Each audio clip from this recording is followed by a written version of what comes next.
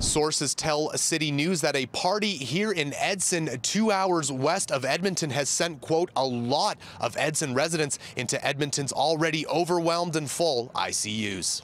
One person we spoke to outside of the hospital in town said she knew of a party happening outside of town 2 weeks ago that had sent some to the Edson hospital. We're told a number of Edmonton ICU cases come from a party that was held in an attempt to get COVID-19 as a way to achieve natural herd immunity and produce antibodies, similar to chickenpox parties where children are intentionally exposed to the virus. Dr. Lauren Tyrell, a virology expert from the University of Alberta, says COVID-19 is much deadlier. It's just unbelievable.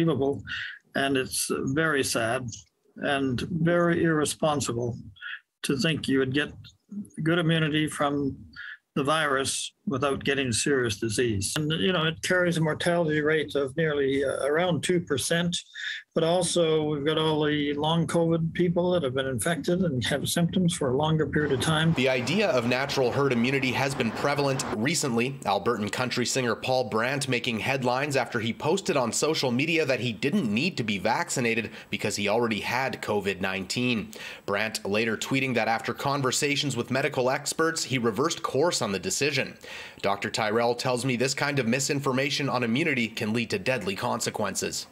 We thought originally that if we had 70 to 80% of people vaccinated, we'd slow up this pandemic.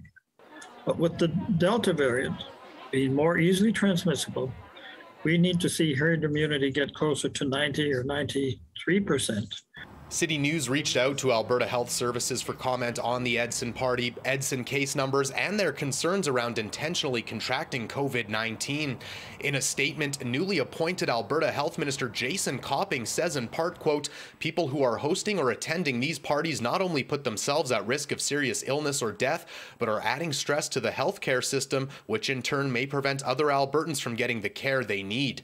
COVID-19 cases and hospitalizations continue to rise, largely in unvaccinated Albertans. Reporting from Edson, Darcy Ropchan, City News.